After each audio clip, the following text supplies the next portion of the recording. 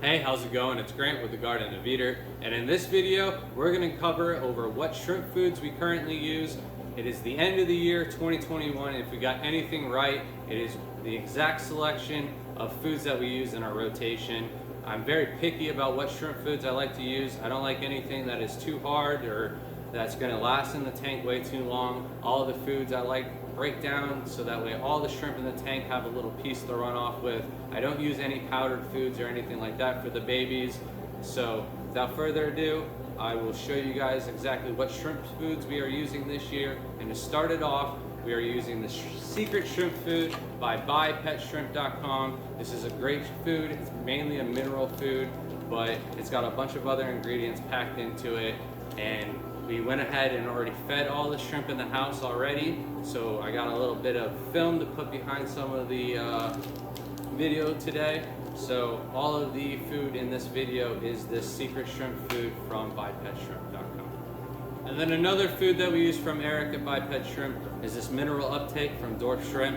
It is another great mineral food, but because it's also a mineral food, we do not feed it right after the other with the Secret Shrimp Food. We kind of spread it out and feed other foods that are more vegetable heavy in the rotation, so that way they're getting a little bit of mix. I don't like to feed the shrimp the same thing every single time. I like to mix it up. Just like us, we don't like to eat chicken nuggets every single day, although some of us out there would eat chicken nuggets every day, but simply I don't like to do it for my shrimp. I like to give them a wide range of different minerals and vitamins so that way they are healthy as could be. Alright, and the next food that I like to use, I thought it was Crystal Shrimp Foods, but I just learned it's Cologne Shrimp Food. I've always just said CSF anyways. It is a nettles food. It has a little bit of paprika in it, but it is a great food, breaks down really fast, so that way all the shrimp in the tank get a little bit, and I like that it is vegetable based mainly, not a lot of protein in there. Another one I use from the shrimptank.com as well is the barley pellets. This is another great food.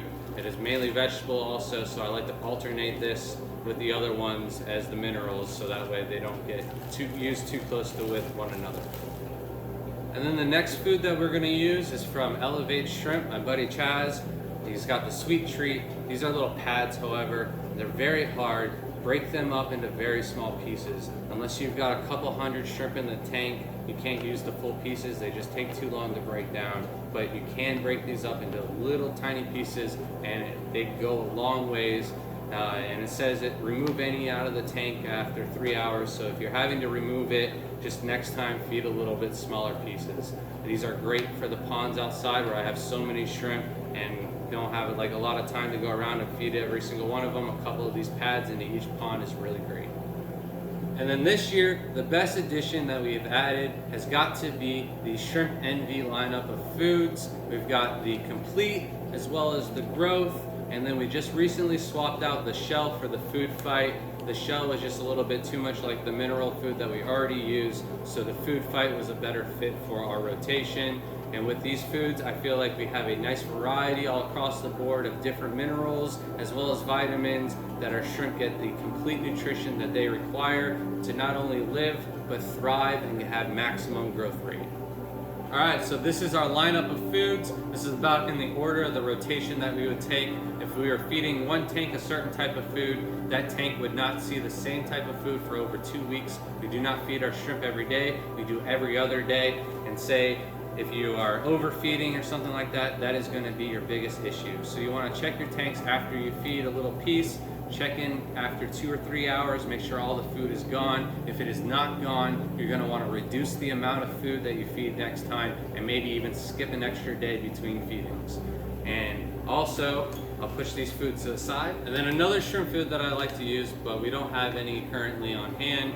I do have this sample from shrimptasticshop.com. It is some snowflake food. It is just the husks off of soybeans. However, they're very effective in shrimp tanks. They don't really pollute the water or create any dust or any visibility loss. I love it for taking pictures. It's very white and it just pops and spreads out, so that way all the shrimp kind of gather over it, and it's really good food if you want to take pictures with. So I only used pellets or granulated food for the shrimp this year. However, there were a couple of shrimp that I just did not get very good breeding out of, like my Paracaradinas, my Stardust, my Super Princess Bees. And one of the things I'm going to try out this year is I'm going to do a little bit more powdered foods. Not a lot, I don't use any at all, so a little bit is going to go a long ways for me. Probably going to dose about once a week. Shrimp Envy was nice enough to send us a little bag of baby food, and then I also have some bee pollen that I'd like to mix up and try. I used to use this a lot in the past, and I kind of got away from it. However, LRB Brett's brought it back up in conversation when he visited not that long ago, and I feel like maybe just because I got some as a free sample, I might try this as well as the baby foods in those Paracaridina tanks. So stay tuned. I will keep you guys updated on how that works for me in the future. So now I got a food that I'm going to have to recommend that you do not use. Stay clear of the algae wafers for whatever reason, especially Caridina, not so much the Neocaridina, but Caridina especially seem to just not eat the spirulina powder. So for this reason, I avoid using this in my tanks. It's okay to use for your plecos and cories and stuff like that. They're gonna devour it. However, it's way too much food to feed your shrimp. Even with these smaller wafers, you can break down the piece into like an eighth of the wafer if it was like in a pinch and you had to feed your shrimp or something like that. However, I'd avoid using these all together and just rely on the surface area of the tank. The main shrimp food source of your shrimp colony should be the biofilm that grows naturally in your aquarium over all of the different spaces of surface area. So any leaves, any little tiny decorations, any sponge filters or anything like that, biofilm is going to grow on it and it is going to feed your shrimp. So you can avoid using foods like this, stick to the foods that we recommended earlier, and your shrimp are going to thrive and do a lot better than you expected. Feeding less is way better than overfeeding. Thanks for watching, guys, and we'll see you next time.